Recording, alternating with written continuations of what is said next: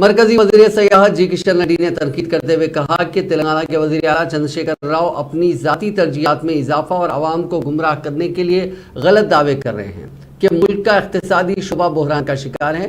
कौमी दारुल-हुकूमत नई दिल्ली में एक प्रेस कॉन्फ्रेंस से खिताब करते हुए उन्होंने इल्जाम लगाया कि वजीर आला ने कल कानून साज असेंबली में मुल्क की शबिया को खराब करने की बात की थी।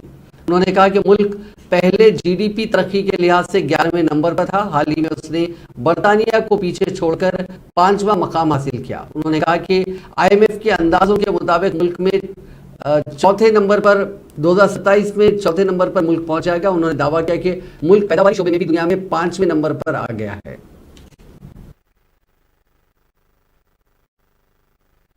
मुख्यमंत्री गाరు అన్నారు నేను రాజీనామా అయినా చేస్తాను।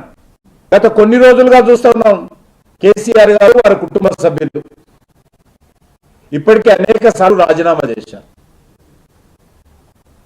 ఎప్పుడు రాజీనామా పేపర్ జోబులో పెట్టుకొని తిరుగుతారు। అయ్యా కేసీఆర్ గారు తోడా సబర్ కరో, కొద్దిగా ఇంకా 8 నెలలే ఉన్నది కదా, ఇప్పుడు ఇంత ముందెందుకు రాసి పెట్టుకున్నారు రాజీనామా పేపరు?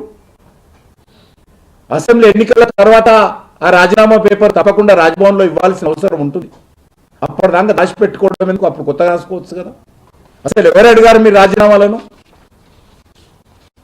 మాటకు ముందు కల్వకుంట్ల కుటుంబం రాజీనామా చేస్తామని బెదిరిస్తారు। తిరుమల రాయని పిట్టకతో చెప్పాడు శాసనసభలో।